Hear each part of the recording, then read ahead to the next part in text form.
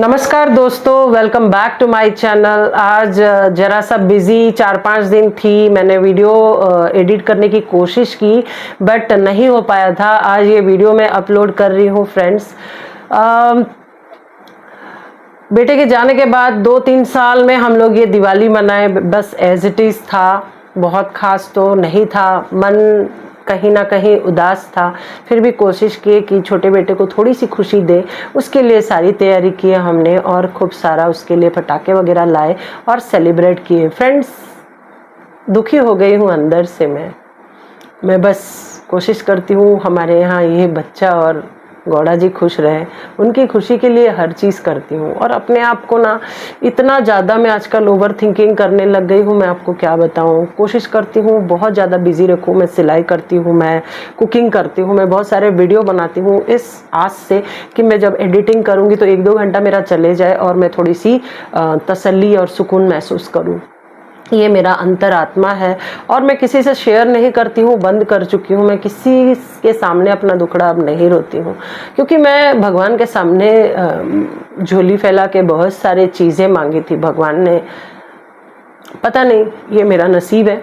By the way, मैं ये video में बिल्कुल आपके साथ शेयर करूँगी छोटी छोटी जो मेरी पूजा की तैयारी थी, मेरे पूजा मैंने कैसे किया वगैरह। और आप लोग भी उम्मीद करती हूँ बहुत अच्छे से दिवाली को एंजॉय किए होंगे और पटाखे फोड़े होंगे, नए कपड़े पहने होंगे, घर में खूब सारे मिठाइयाँ आई भी होंगी और बनाए भी होंगे। दिवाली एक ऐसा त्यौहार होता है ना जिसमें कि बहुत सारा जोश आता है। हम साल भर की गंदगी, चाहे वो घर के कोने कोने के हो या मन के हो, वो बाहर निकाल देते हैं। घर को खूब साफ सुथरा सजाते हैं। साफ सफाई 15 दिन पहले चालू की थी। इस बार तो मैं दशहरा में ड्यूरिंग नवरात्रि भी दिवाली की साफ सफाई की थी फ्रेंड्स। इस साल मैंने दिया नहीं बिठाया था, आपको सबको पता है। मेरे यहाँ नवरात्रि का दिया बैठता है, बहुत ज़्यादा मैं मानती हूँ, बट अभी तो मेरे पास हिम्मत नहीं है। मुझे टाइम लगेगा ये सब नॉर्मल चीज़ों में बैक टू वर्क आने में। बट ये मैंने कोशिश किया कि ये जो दिवाली का सेलिब्रेशन है इसे मैं किसी तरह से भी कम ना करूं, क्योंकि मेरे कारण मेरा बच्चा भी बेचारा उदास हो जाएगा। उसको भी सारा हमारा जो है रिस्पॉन्सिबिलिटी बनता है कि उसको हर वो खुशी दी जाए जो वो डिज़र्व करता है। फ्रेंड्स, कुछ चीज़ें शेयर करनी थी, जैसे कि मैंने देखा है अभी बहुत सारा जो स्कैम चल रहा है, उसमें सबसे बड़ा आता है डिजिटल अरेस्ट। हमारे अपनों के नाम से, हमारे नाम से हमें धमकियां मिलती है, फ़ोन कॉल्स आते हैं और वो लोग हमें टेक्निकली हमारा ब्रेन को जो है वो कंट्रोल में लेने की कोशिश करते हैं।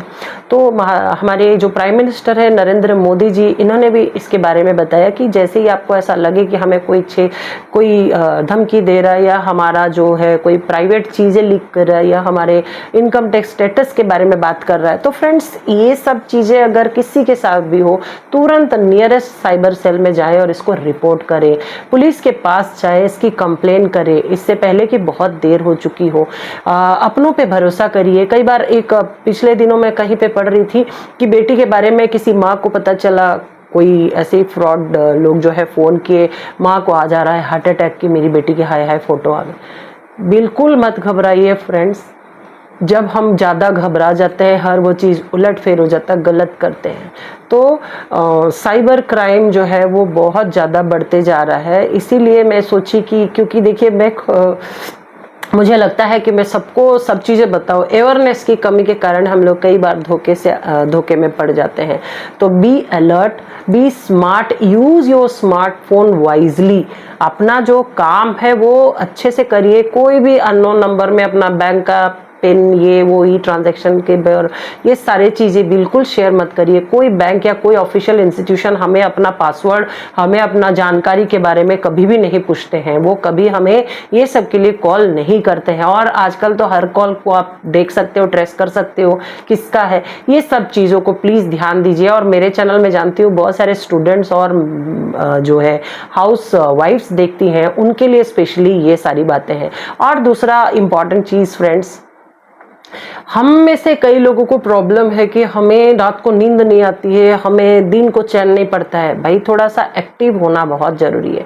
दोपहर का सोना जो है उसको स्किप करिए, काम करिए, कुछ क्रिएटिव बनिए। छोटे से छोटे चीज़ें आजकल यूट्यूब में अवेलेबल है, उसको देख के बनाइए। मैं तो आपको बोली हूँ, मैं किस सिचुएशन से गुजर रही हूँ, मैं कोशिश करती हूँ कुछ ना कुछ करती रहूँ, कुछ ना कुछ करती रहूँ। और मैंने ये देखा है, कुछ ना कुछ जब आप करते हो आप उससे बहुत सारी चीजें सीखते हो, क्योंकि हम जब काम करते हैं पहले तो गलतियां करते हैं और उन गलतियों से ही हमें बहुत कुछ सीखने को मिलता है फ्रेंड्स। तो ऐसा है आज का मेरा दिन। देखिए 8 दिन की छुट्टी मिली थी, दिवाली की खत्म हो गई, अभी मैं स्कूल से आ रही हूँ।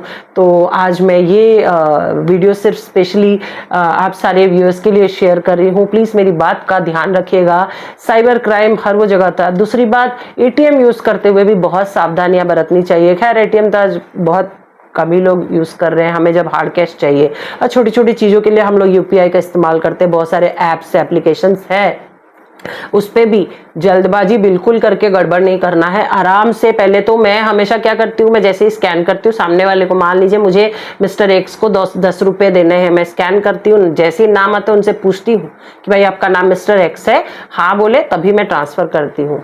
तो ये सारी चीजें हैं, ये आप लोग ध्यान रखिए। अगले ब्लॉग में शायद मैं एक बहुत इंपॉर्टेंट चीज शेयर करने वाली हूँ, अगर मेरा सक्सेसफुल हुआ, क्योंकि मैं स्टिचिंग कर रही हूँ और मैं वो वाली वीडियो आपके साथ शेयर करूंगी।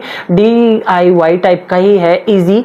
और मैं एक्चुअल में आजकल जो ट्रेंड में चल रहा है वी नेक, देखिए ये वाली भी नेकलाइन वाली, ये तो खैर मैं मीशो से लाई थी, कपड़ा ऑर्डर की थी और मैंने इसको बनाया है। तो इसी तरह मैंने ब्लाउज बनाया है। ब्लाउज की कटिंग तो आप लोगों को मैं बताऊं, एक राउंड में तो होता ही नहीं है, अनसक्सेसफुल रहता है। कई प्रैक्टिस के बाद ही वो फिनिशिंग आता है, बहुत डिफिकल्ट है मुझे लगता है, पता नहीं कई फ्रेंड्स को आता होगा। तो वो मैं शेयर करने वाली हूँ कैसे पेडेड ब्लाउज को बनाया जाता है, आप भी एक बार ट्राई जरूर करेंगे। तो मेरे इस चैनल में आने के लिए, मेरे इस ब्लॉग में आने के लिए आप सभी का बहुत बहुत धन्यवाद। बने रहिए मेरे वीडियो के साथ और मैं दिखा रही हूँ कि दिवाली के लिए मेरी प्रिपरेशन और मेरी पूजा पाठ कैसी रही।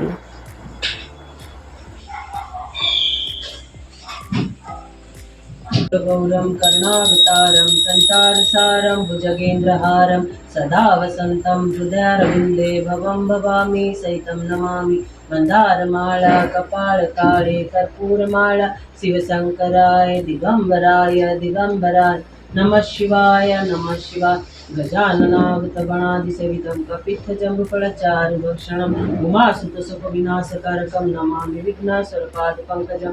नीलाम्बुजश्यामलपितवासभागं बाणमहासायकचारुचापं नमामि राम रघुवंशनाथं। तमेव माता च पिता तमेव बन्धुश्च सखा तमेव विद्या द्रवं तमेव सर्वं मम देवदेव।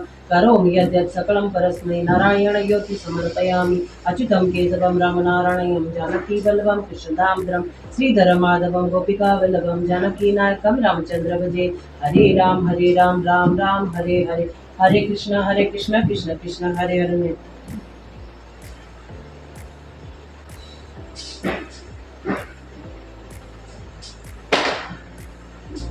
तो सांझ होने से पहले ही मैंने पूजा की सारी तैयारी कर रखी थी फ्रेंड्स। तो पूजा पाठ हम लोगों ने कर लिया, करीब 8:15 बजे तक मेरा पूजा हो गया था कंप्लीट। और इसके बाद मैं लगा रही थी प्रसाद। फ्रेंड्स मेरे शक्ल से आप देख ही सक रहे होगे, मन नहीं था बिल्कुल भी, ठीक नहीं लग रहा था अंदर से। बट कहते हैं ना, the show must go on, काम तो करना ही पड़ेगा, यही अब हमारी ज़िंदगी बन गई है और ऐसे ही हमें शायद हमेशा जीना पड़ेगा। तो जब मैं भगवान जी से कुछ नमस्कार करके आशीर्वाद मांग रही थी, मन बैठ गया था फ्रेंड्स, मेरे आँख से आंसू आ गए थे। अभी भी मैं जब एडिट कर रही हूँ मुझे अच्छा नहीं लग रहा है, मैं बहुत दुखी हो गई थी, क्योंकि पहला ऐसा मौका था जब मेरा बच्चा नहीं था और हम तीनों पूजा कर रहे थे। आज तक ऐसा कभी हुआ नहीं था। जब वो कॉलेज में था ना, किड्स भुवनेश्वर में छुट्टी लेके आ जाता था और वो हर त्योहार में शामिल होता था। ये मैंने दिवाली के दिन की रंगोली बनाई थी, कुछ ऐसी थी। आज के लिए इतना ही फ्रेंड्स, मिलती हूँ बहुत जल्द ऐसी एक वीडियो के साथ, तब तक बाय बाय।